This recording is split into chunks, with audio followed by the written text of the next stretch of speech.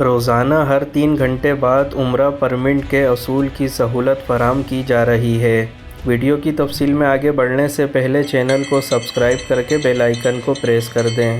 سعودی نائب وزیر حج اور عمرہ ڈاکٹر عبدالفاتح مشاط نے کہا ہے کہ ماہ رمضان میں عمرہ زائرین اور مسجد الحرم میں نماز باجماعت ادا کرنے والوں کی سہولت کے لیے پرمٹ کا حصول مزید آسان بنا دیا گیا ہے۔ وہ حرم مکی کے باہر سعودی ٹی وی چینل الاخباریہ سے گفتگو کر رہے تھے۔ نائب وزیر حج اور عمرہ ڈاکٹر عبدالفاتح مشاط نے مزید کہا کہ عمرہ زائرین اور نماز باجماعت کے لیے مسجد الحرم میں آنے والوں کی حفاظت کو یقینی بناتے ہوئے تمام تر احتیاطی اقدامات کیے گئے ہیں۔ مسجد الحرم میں اس وقت یومیہ 50,000 عمرہ زائرین اور 1 لاکھ نماز باجماعت کے لیے آنے والوں کی گنجائش ہے، جبکہ توکلنا اور اتمرنا ایپ کے ذریعے فنی معلومات کے تبادلے سے مزید بہتر آپشنز کی جانب گامزن ہیں تاکہ زیادہ سے زیادہ لوگوں کو سہولتیں فراہم کی جا سکیں۔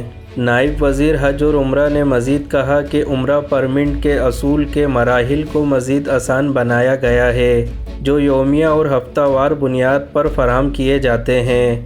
عمرہ اور مسجد الحرم میں نماز باجماعت کے لیے آنے والے اب دن میں ہر 3 گھنٹے بعد پرمٹ حاصل کر سکتے ہیں۔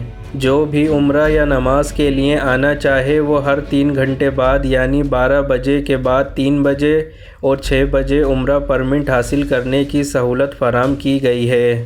خیال رہے کہ کرونا وائرس کی وجہ سے سماجی فاصلے کے اصول کو مد نظر رکھتے ہوئے عمرہ زائرین کی تعداد کو محدود رکھنے کے لیے عمرہ پرمٹ حاصل کرنا لازمی ہے، جس کے بغیر مکہ مکرمہ میں داخل نہیں ہوا جا سکتا۔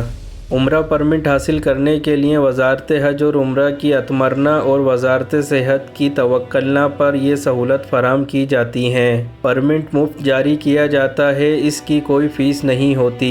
تاہم مکہ مکرمہ کے علاقے قدی اور شیشہ میں گیدرنگ پوائنٹ بنائے گئے ہیں، جہاں سے عمرہ زائرین اپنی گاڑی پارک کر کے وہاں سے بس میں حرم شریف پہنچ سکتے ہیں۔ بس کی فیس فی شخص 20 ریال مقرر کی گئی ہے، جو 2 طرفہ ہے۔ بس کی فیس آن لائن ادا کی جا سکتی ہے، تاہم جس کے پاس یہ سہولت نہیں وہ اسٹیشن پر پہنچ کر وہاں سے بس سروس حاصل کر سکتا ہے۔ آپ کا کوئی سوال ہو تو ویڈیو میں کمنٹ کر کے ہمیں ضرور بتائیں۔